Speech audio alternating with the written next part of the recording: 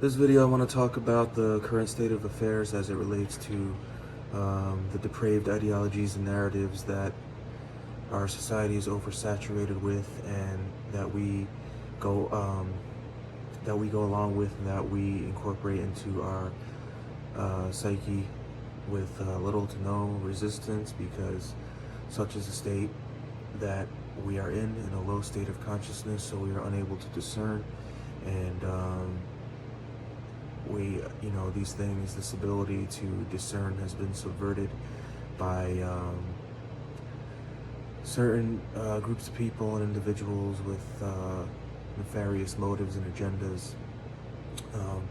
First of all, you don't have to be in possession of a tremendous IQ to be able to glean the complete state of disharmony and the complete state of disharmony that is prevalent throughout every facet of the society, the world in which we live. And it's not that way by accident. As I said in my previous videos, there is, make no mistake, there has been, is, and probably forever will be a tremendous concerted effort to make sure that humanity as a whole stays stagnant in the plane of low consciousness and does not ever realize the full potential of the true nature of divinity that exists within us, that we've been created in the image of. And if you just look around, you could pull out any example from the current state of things, prevailing paradigms and narratives. You could pull out countless examples, but we're just existing in a state of complete disharmony in the present. And though we think ourselves woke and with it, and though we consider the popular opinion to be that of elevated intelligence and elevated consciousness and elevated evolution, that we're moving in a way that is propelling us to the position of the pinnacle of creation, we cannot be farther from the truth. We've completely lost touch with the wisdom of our ancestors and the simple ways of life that were completely in line with divine laws and the perpetual harmony that exists in the universe that we are a part of. But we're removing ourselves from it. We're doing ourselves a tremendous disservice, and you could see the footprints of this all throughout society, all throughout reality. We're overstimulated in certain areas, but they're not the right areas. There's a tremendous amount of content out there, a tremendous amount of knowledge, so to speak, but no wisdom. So there's all of this stuff that we're bombarded with on a constant basis, but it's all empty. It's all noise. It's all background white noise meant to keep us in a state of perpetual anxiety, meant to keep us in a perpetual state of low consciousness, meant to subvert the true divine nature of the ultimate reality, which would be discernible to us if we would shed all of this, if we would forsake all of this, and if we would make a concerted effort to align ourselves with the vibrations necessary to be able to be made aware of these things, integrate with them, interlock with them, all of these sorts of things. So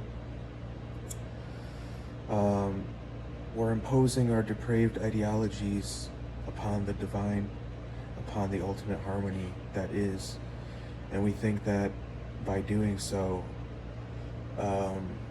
like I said, we're moving toward a more elevated state of being, but we're moving further and further away from the ultimate truth. We're enabling the false consciousness, our lower selves, to reign supreme. and we're denying ourselves the abilities to manifest our ultimate selves. So we got to keep this in mind. And just because the masses are of a certain opinion, or the society in which you live in is promoting certain narratives and ideologies, that doesn't make them right. That doesn't mean that you need to go along with them.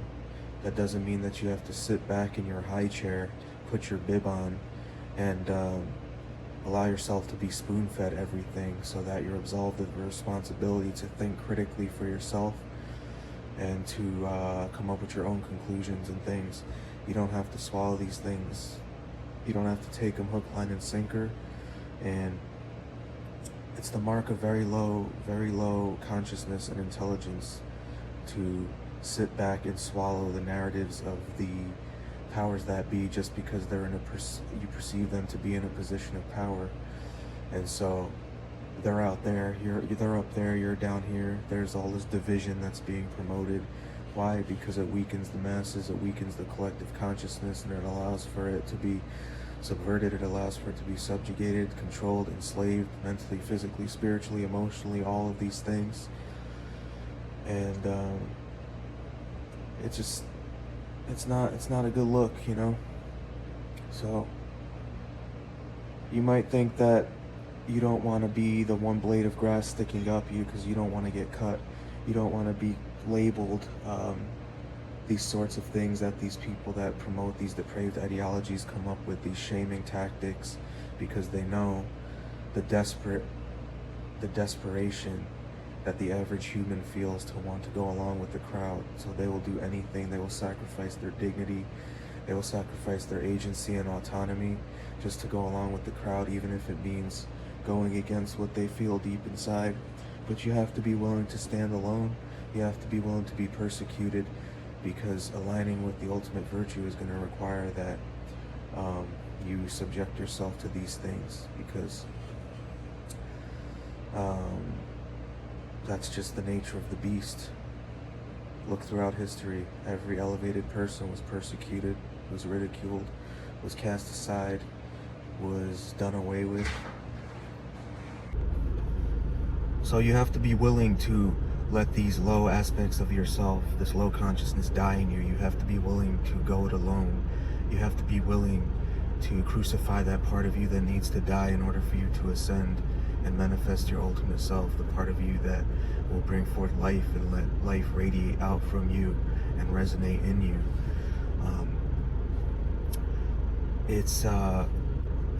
We have to,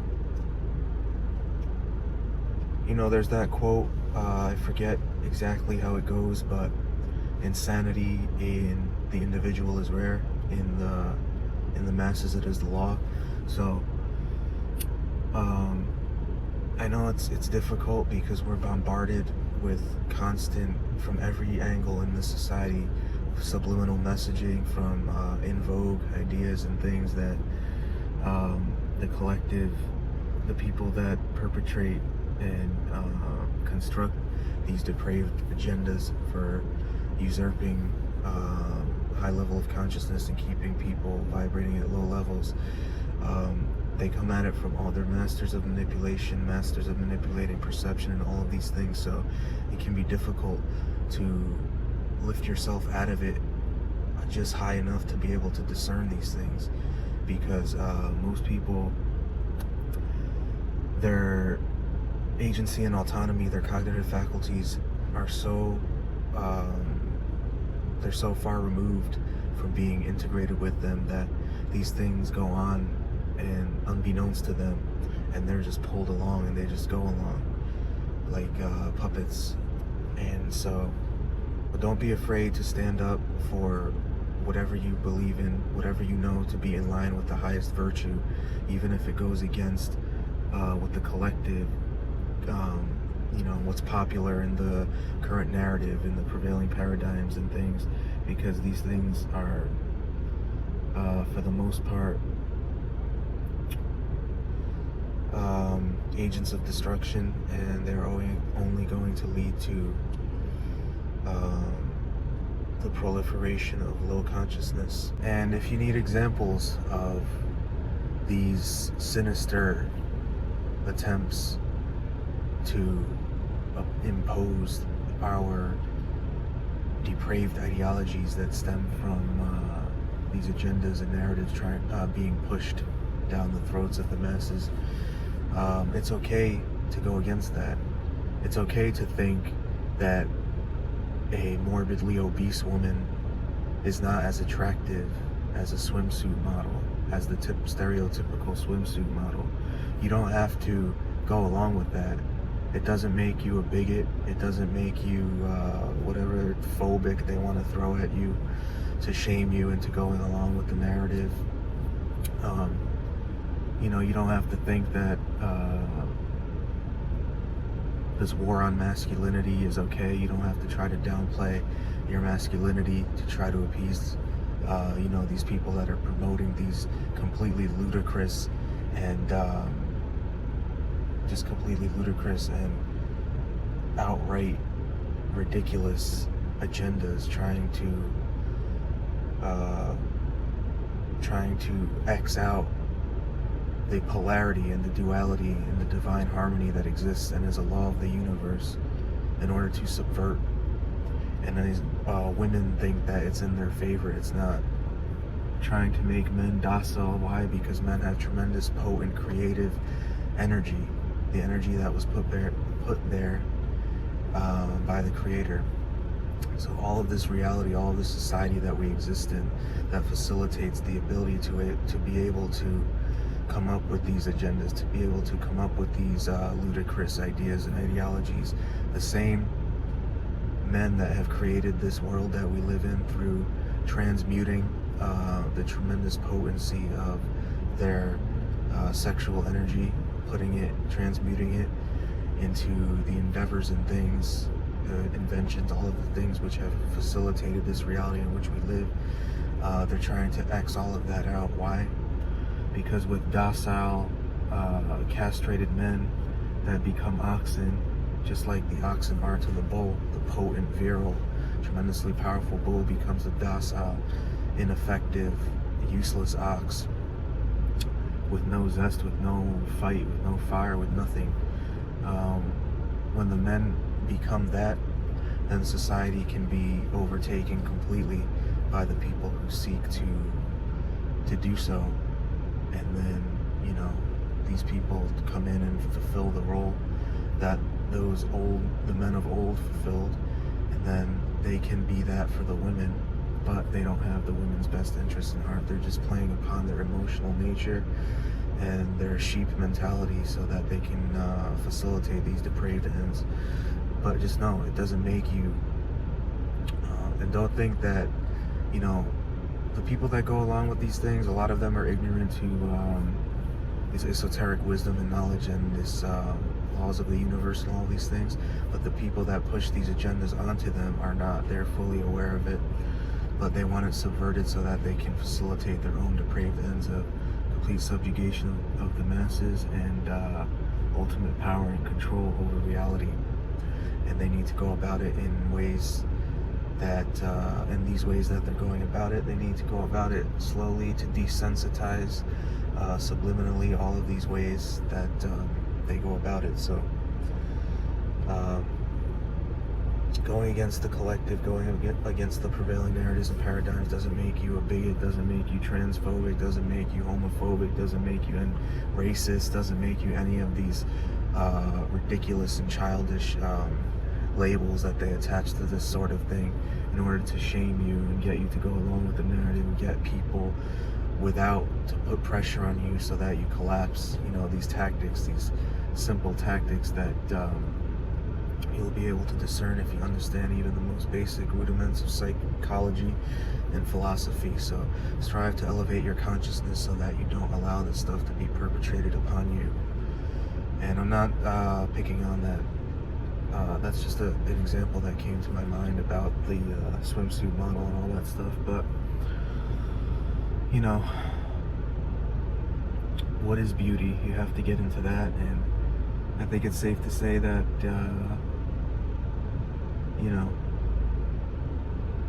there is a philosophical aspect to the ultimate nature of beauty, and it's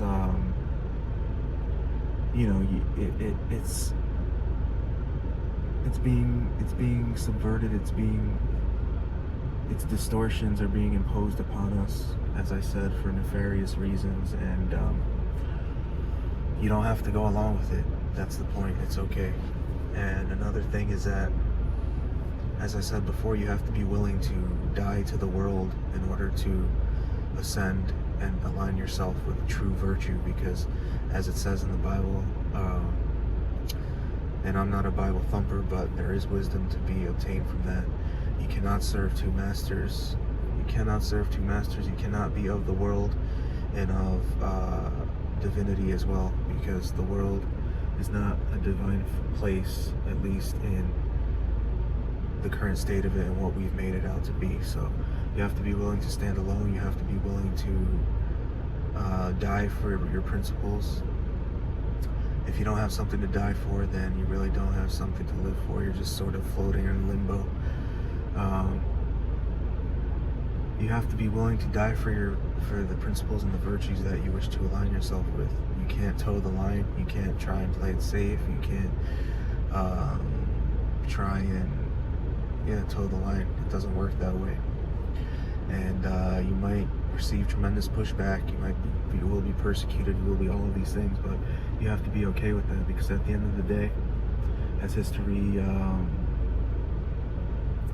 the proof is able to be gleaned from our ancestors in the past and history and all that stuff, that prevailing paradigms and narratives that were once considered virtuous and were the norm. As time goes on, the people that were around during those times and that were going along with these things, they're embarrassed and ashamed to know that they were. And the same thing is going to happen in the future, and you don't want to align yourself with that sort of thing, because if you can have a little bit of foresight, you will see that these things are going to become the things that our descendants look back on and say, with humiliation and with,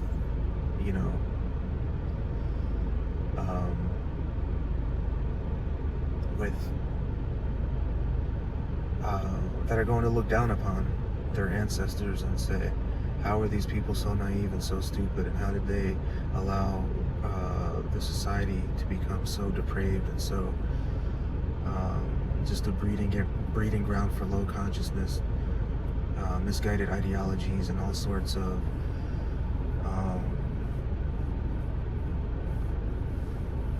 the modern day Sodom and Gomorrah, so to speak. So just have a little bit of foresight, have a little bit of common sense, and a little bit of wisdom to be able to take the lessons from the past and apply them to this present moment. And I also want to read something that I wrote that came to me the other day as a spontaneous, continuous stream of consciousness that I was able to write it down, and it has to do with this video, so I'll do that as well. So usually when ideas come to me, I try to write them down as they come as spontaneous thoughts and things, and I try to capture that. And I'm a better writer than I am a speaker, so I wrote down some things that relate to this video and the topic that I was trying to discuss. So I wrote as it relates to the current state of affairs and the agenda of depravity that's going on. We're imposing our depraved ideologies upon the sacred and divine, making wrong right and vice versa, interacting with this reality in ways that are diametrically opposed to cosmic principles and natural laws. This is not in our favor, and is not the mark of moving up in our evolutionary trajectory. It will put us into an unnecessary tug of war that will only end in our demise, because we aren't the supreme beings our overinflated egos tell us that we are. So these divine laws of the universe that we're opposing, that our ideologies are diametrically opposed to, we're not going to come out of this victorious. This is going to end in our demise, because the divine law, the cosmic law, the law of divine harmony that exists, we are a part of. when we interact with it properly, we thrive, we ascend in consciousness, we are in harmony with the whole thing. If we create all of this disharmony, it's not going to end favorably for us. And the other thing is that, as I mentioned, there's a concerted effort to uproot all of this. And another thing I wrote in that moment: neglecting to understand the overarching agendas of consciousness lowering and subjugation being perpetrated upon us by the string pullers who curate reality to their insidious ends, and whose string runs through the entire makeup of our existence, including the paradigms they design and push and try to conceal in ways that will appeal and be picked up by our lowered state, and then permeate the collective subconscious, take root, and instigate us to bring about and go along with a very distorted reality. So I know this video is all over the place. It's pretty long, and I probably could have organized it a bit better, and this isn't an exhaustive video. I have more to say on this, and you know, the cosmic principles of duality and all of these things, but I just wanted to put this out there to get it out, get it out of my heart, get it out of my spirit, and hopefully it allows some people to start to think, just ignite that flame that will get the ball set in motion, get some momentum going, the momentum going that will enable a collective waking up. So keep all of these things in mind. Check out my other videos. If you could like this video, subscribe, leave your comments, leave your questions, whatever comments, things you want to ask, anything you need advice on, whatever it may be. I'm more than willing to be of assistance if I can. Keep in mind the title of my channel: It Never Was About You, and that is the idea that came to me. That is a pretty common idea, but that the suffering and trials and tribulations and things that you go through that are necessary for you to manifest your ultimate self and your highest potential is not about you. It's about the person that you are to become, so you can facilitate God's ultimate plan for you. And you're only going to become that person as you are forged in those fires and things. So keep that in mind. It's about the impact you are to have on others, which is hopefully a positive one and the most important thing. And stay tuned for more.